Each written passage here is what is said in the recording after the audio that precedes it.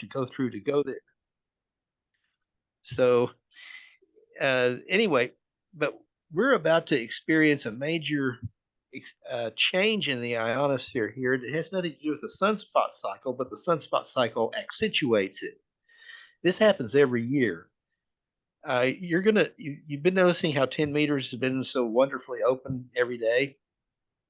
In about 4 weeks, it's going to change rather suddenly, and it'll kind of oscillate between one day and another. One day it'll be more like winter, and the next day it'll be more like spring. It's kind of like the weather sometimes. But I discovered this in 1970, the first time it really made an effect on me, and I was, really into 10 meters, and I knew exactly what you could hear on there in the mornings.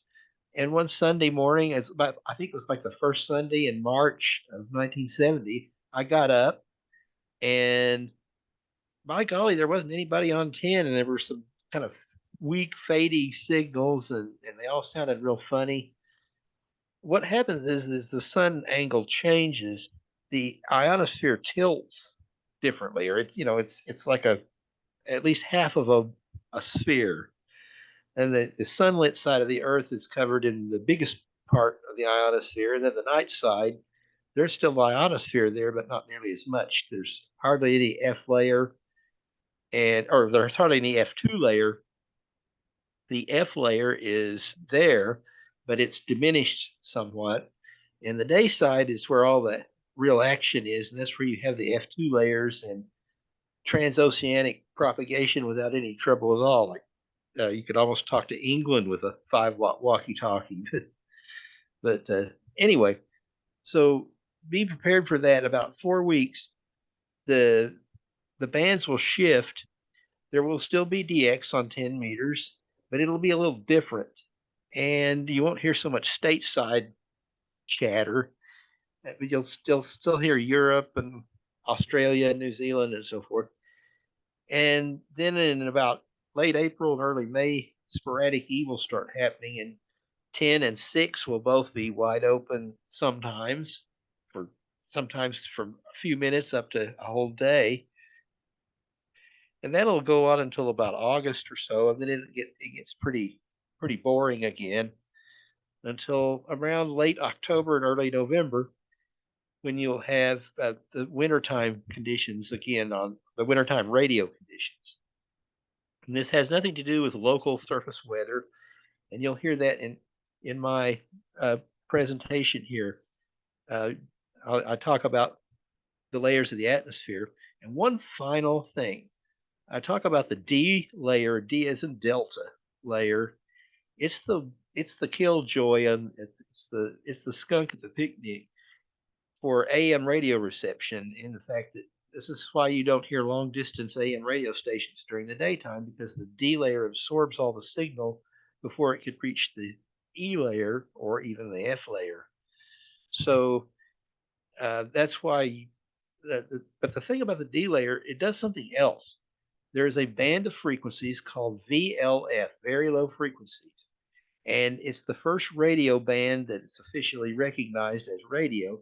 It's between 3 kilohertz and 30 kilohertz. It's really it's really low. There are no ham bands in that. But the interesting thing is, they cause low frequency signals to hug the Earth, because the distance between the Earth and the D layer of the ionosphere makes a perfect waveguide to cause signals to bend, all very low frequency signals to bend all around the Earth.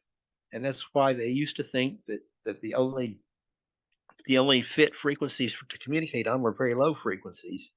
It turns out that that's not true, as we well know. So anyway, that's my setup to the program, and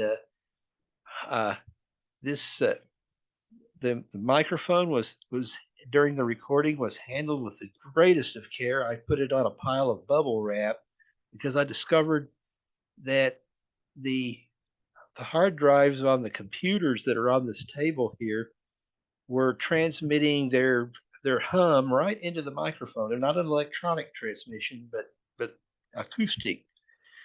And so if you set it on, your microphone really needs to not be in contact with the tabletop.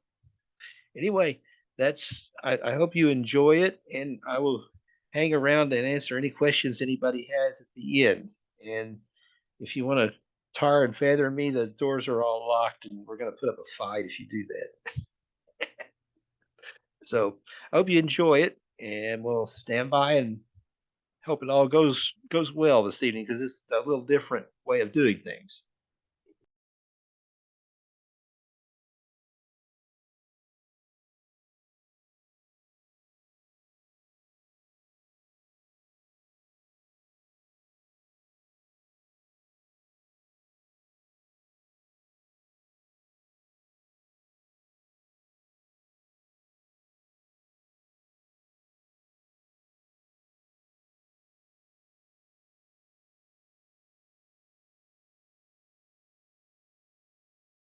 Yeah.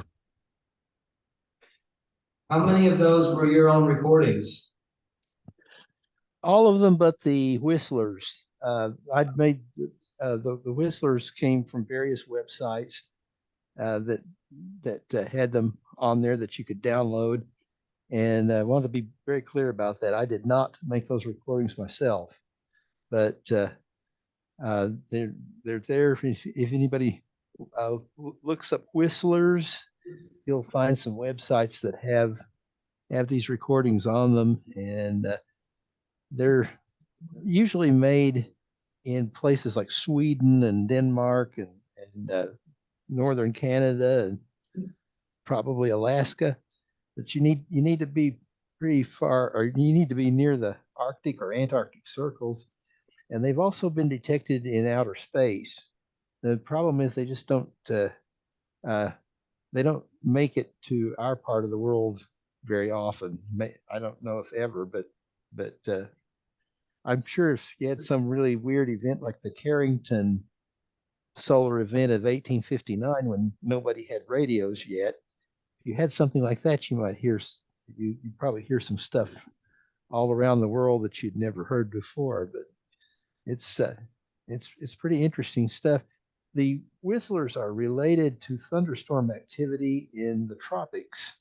Apparently, when there's a big lightning flash in the tropics, the disturbance goes through the magnetic field along the lines of magnetic force, and it's thought that that's what we're hearing. So basically, you can monitor thunderstorms on the other side of the world on a course basis.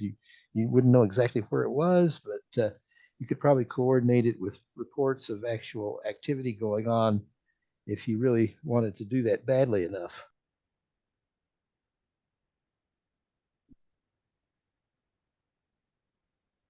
I have another question. Um, is multipath uh, fading common on powerful U.S. shortwave stations? What's that?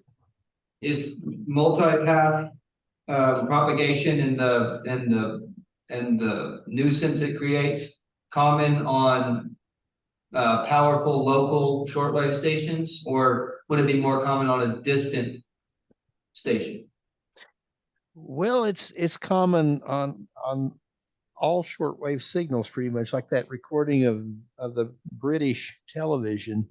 That was even not even on technically what we would usually call a shortwave broadcast band. I mean, 41 megahertz is way above the the last shortwave broadcast band, which is there's an 11-meter shortwave broadcast band on about 25.7 megahertz. Occasionally, you'll hear a station there. I actually heard the BBC one time on there during the Falklands War, and they were broadcasting programming for the troops, the British troops that were serving in the Falkland Islands to defeat the Argentine folks in 1983. I don't know if you remember that or not, but it was uh, a battle between the Argentine the country of Argentina said that the Falkland Islands rightly belonged to them, and the British said no, they do not. We've had them for 200 years or whatever.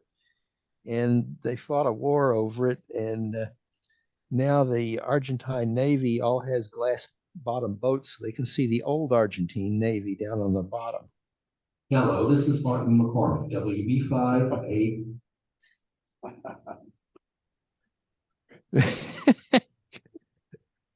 Okay.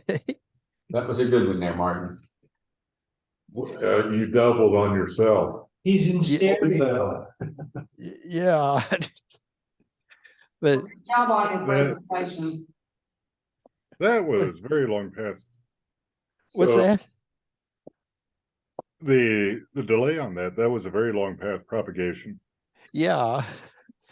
But that multipath, like I said, that was a terrible recording. But usually when you're hearing that, it's usually not a really good signal.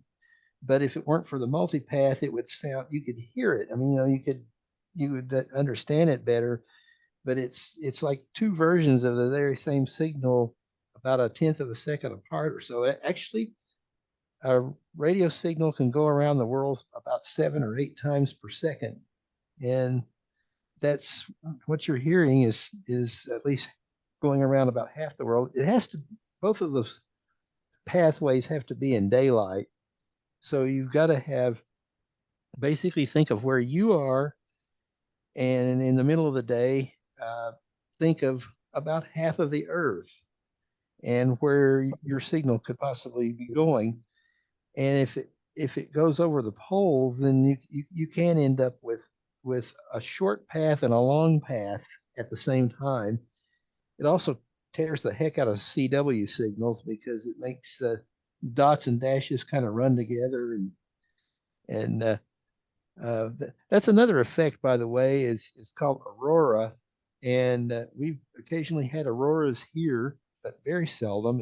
It's more common in the northern United States, and the aurora causes a sporadic E-like skip, except for the fact that it seems to be affected by the speed of the magnetic particles rushing through the air. It creates a Doppler effect, and it causes all the signals to appear to change in frequency, which gives them, for example, CW has a hissy quality, so that if somebody is sending CW, it sounds like modulated steam rather than the pure tone that we're used to hearing. And sideband, forget it. You're not going to copy anything other than you would hear the kind of buzzy bop bop bop bop bop, of somebody's voice, but it wouldn't be copyable because of the sudden shifts in frequency.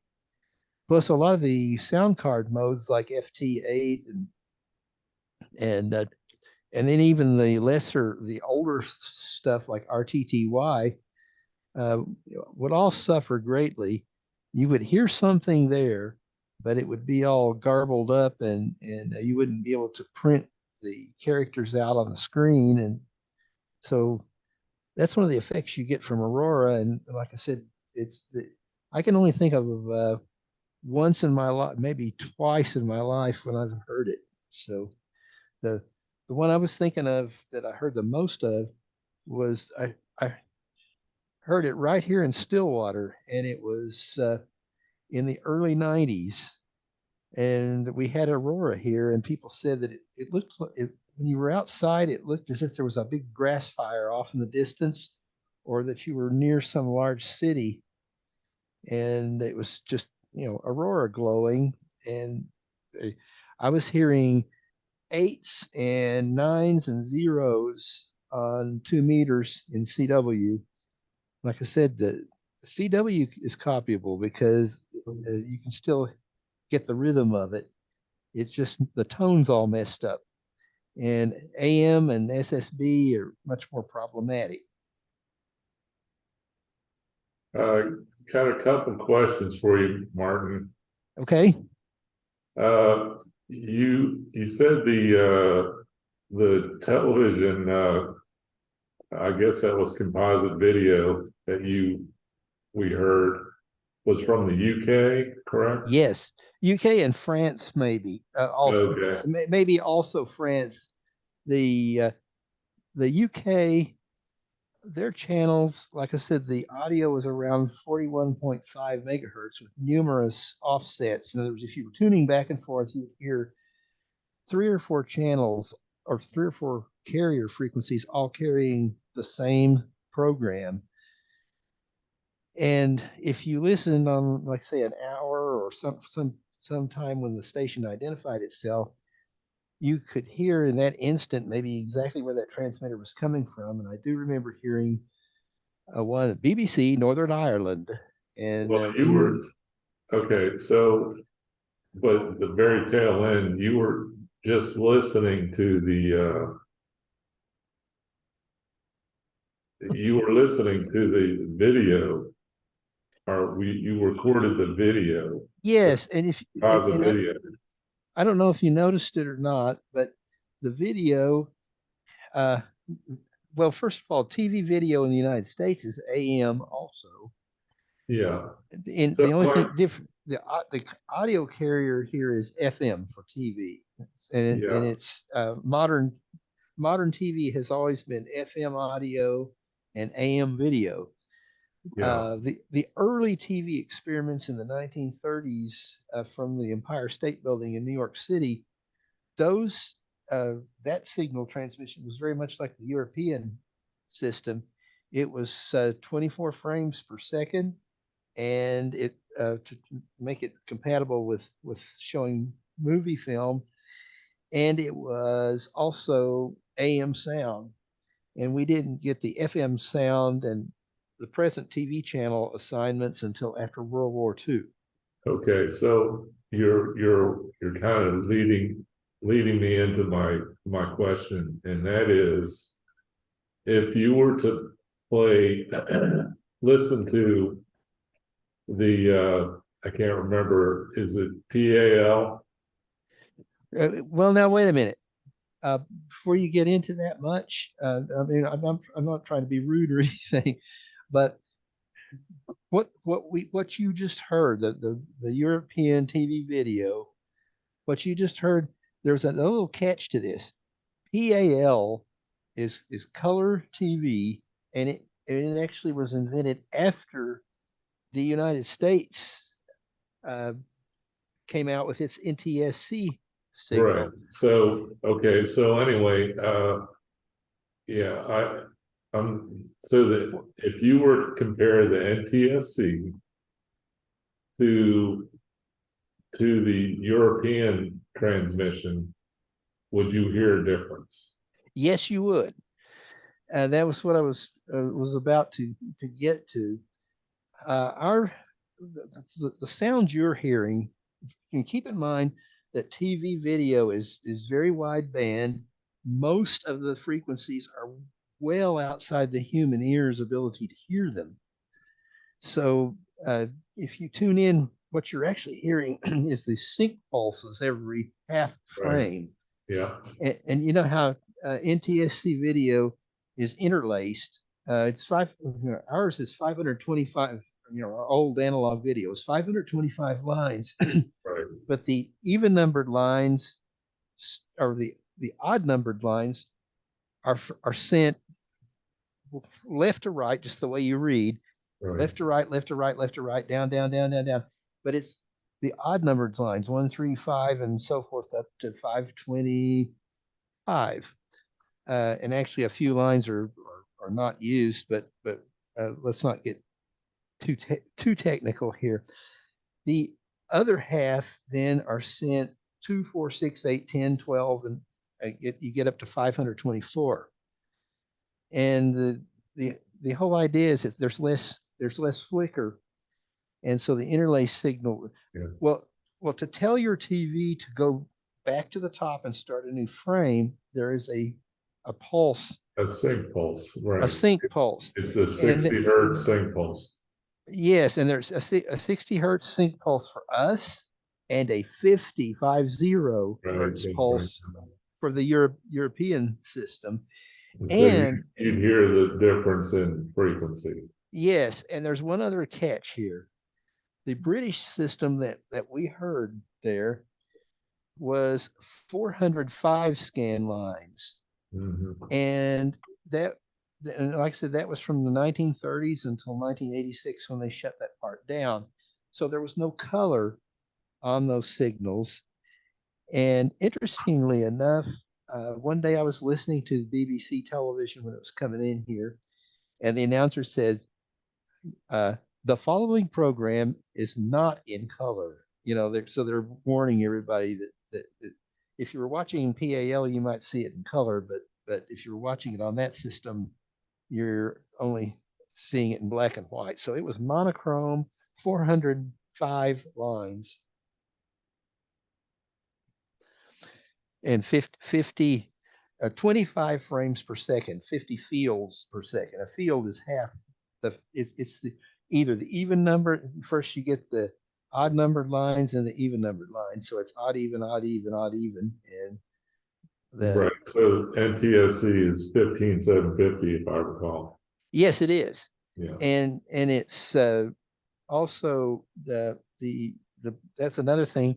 The British, the 405 line system had more birdies out there, so it really threw trash. I mean, it would just paralyze the Oklahoma Highway Patrol system sometimes, because that frequency was right smack dab in the middle of the 4 channels that the Oklahoma Highway Patrol used at the time. Okay.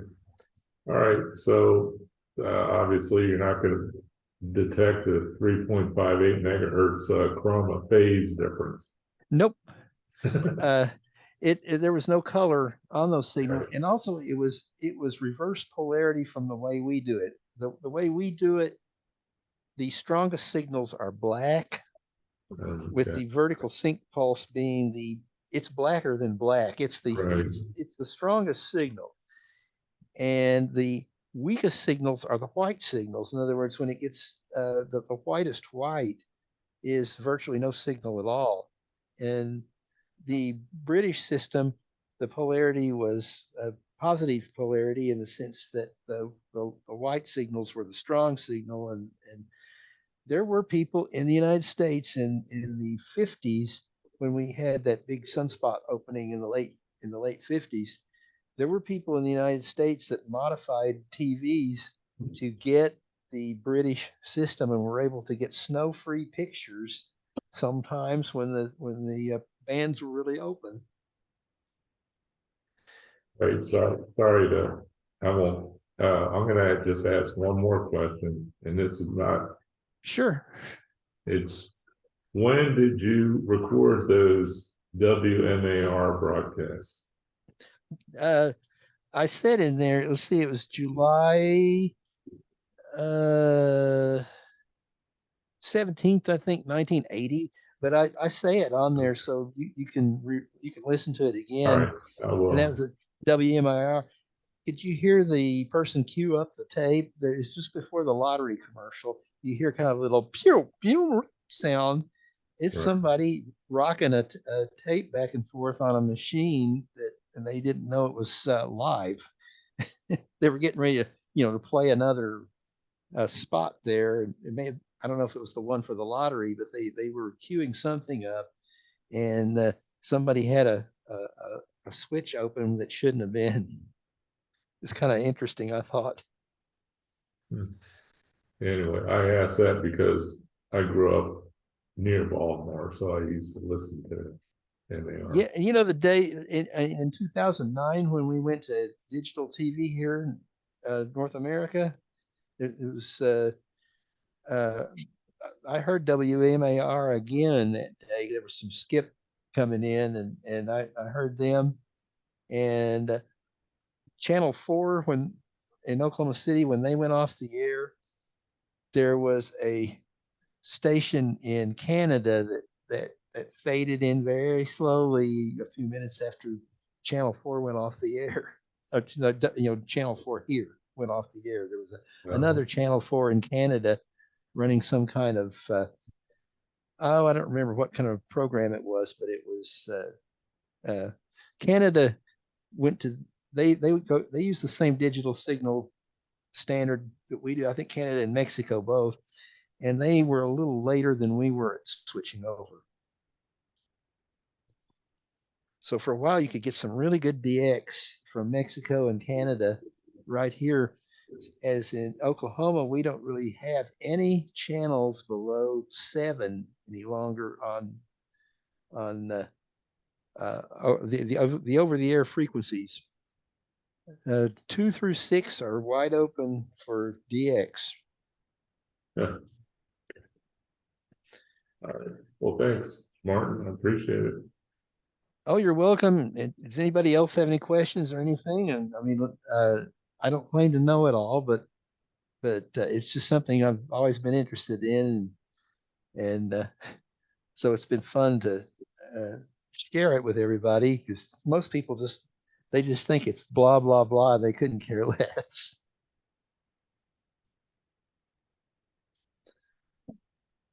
No, I really enjoyed your presentation though, AI5DD. Well, like I said, it was I kept hearing this hum when I was doing some of that, and where's that hum coming from? Then I realized the microphone. As soon as I picked the microphone up, I stopped hearing it and realized it was just the acoustic vibration from the disk drives in the computers. There are 2 computers sitting here. Actually, there are 4 computers sitting here, but 2 of them don't have mechanical disk drives that one does. And I could hear that, and you can hear that. I've got to do something about that. And so I got a pile of bubble wrap and set the microphone on top of that, and it fixed it. Well, good job So on much- your presentation. What's that? I said, good job on your presentation. Well, thank you. Yeah, Martin, it was pretty interesting. This is Chuck, KI5 NVM. I can't believe you've had those recordings for all those years. I thought, yeah, I would like to. That's pretty stunning. I can't keep up with what they Organization. recorded last week, much less. The organization of your files is excellent, Martin. I just have to ask, did your mom or your wife watch As the World Turns?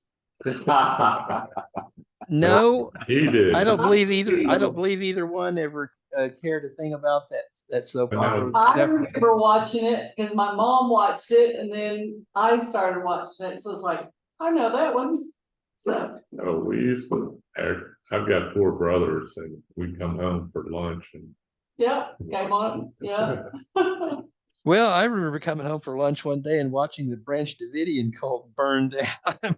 We watched on CNN. That was CNN's a never-ending soap opera. So what's interesting is I listen. I've got an ICOM 705. It's got a real nice display that I can bring up on my iPad, and then it means you can kind of sit, not need your radio looking all the time at the display, and you see all kinds of crazy stuff come across the waterfall. That's just like, what is that? And you'll see some of it. It'll move across slowly, or it'll left to right or right to left. Increasing or decreasing. Oh, I'll tell you what one of those is. It's nothing really big, but have you ever heard of an ionosonde? Yep. Those are sweeping through 10 meters like crazy during the daytime. You can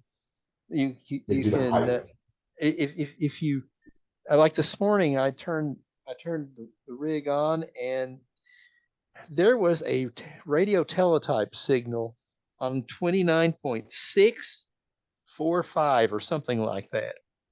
I don't know. I don't think it was from the United States, really. I even wonder if it was an amateur signal, because it was, that's right in the middle of the FM repeater outputs there on 10 meters. And I was listening to that signal and had a kind of a nice slow fade to it, but it was in there good. You could have copied it if you had the decoder and the right equipment. So, I mean, but while I was listening to that, I also heard an ionosonde sweep across there. And for those who aren't familiar with what an ionosonde is, it's a transmitter that basically is meant to drift very fast. I mean, it's got some device that changes frequency, and it listens to itself, and they determine what the maximum usable frequency is by actually sweeping across the band. And as long as it hears its own, if its own signal is bouncing back a fraction of a second later, then it is hitting the ionosphere and being reflected back to Earth. So Martin, And they are there any local, are there any around here that are operating, or are they all somewhere else? I've tried to identify where you can see those.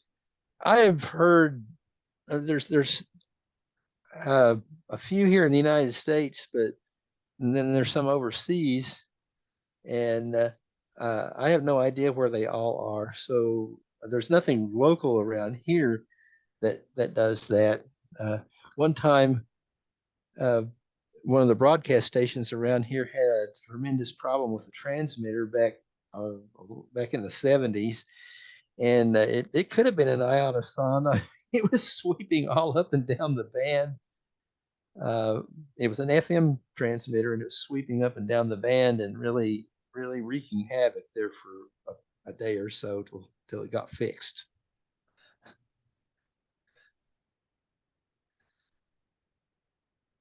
There is a website. It's sigidwiki.com that you can see waterfall and hear different sounds and different things that are on. There are hundreds of them on there. There's a waterfall display. Right. There are so many sounds on the radio. What is it? I would not be sigidwiki.com. I would not be the least bit surprised. Like SIG ID Wiki, Signal Identification Wiki.com. Really SIG ID Wiki. Yep. I would not be the least bit surprised if that Chinese balloon may not have had a DSP engine on board and was just basically a huge scanner, that was just sweeping the frequencies to try to suck up anything they could use. There's in November's IEEE Spectrum, there was a demo or a project, hands-on, they call it, and basically using passive VHF and UHF to basically track aircraft. So it was they were just listening as the aircraft were interacting with the frequency-rich environment in about Chicago or New York. So they had a couple UHF antennas. One was a reference, and they could track the planes. It was all passive. It was not transmitting anything. It's invisible. Oh, there's all kinds of cool stuff you can do, and not only that, when there's a big public event like the Super Bowl or the Macy's parade or something like that, there are committees of people who basically manage the radio frequency environment there to make sure that nobody's running anything that is going to trash everything else. Like, for example, we have a lot of stuff in the 2.5 gigahertz band, Wi-Fi, etc. Well, there are also some TV camera systems that operate in that frequency, and they don't want people firing up one of those and jamming the whole world, at least the whole world as it exists right there. And it's not any kind of big horrible surveillance system or anything like that. It's just basically everybody is asking you to tell us what you're planning on using, and they do this like months or so in advance. Tell us what you're planning on using, and let's all make sure it all plays nicely together. And nobody jams anybody accidentally, because that's most of that kind of stuff is totally accidental. I guess there could always be somebody that would do it maliciously, but oh, I didn't realize it would do that. That's probably been uttered after huge technical screw ups more than anything else. See, Blaine. Yeah. All right, I think we're gonna wind it down here. Thanks again, Martin. Oh, you're quite welcome. Like I said, there's another one I want to do sometime about the electric power grid. I'm not telling any tales out of school or anything like that, but it's an interesting thing. And as amateur radio operators, we're not going to set up and run an electric power grid, but we need to know how it works so that that we know what to expect if there's a real problem.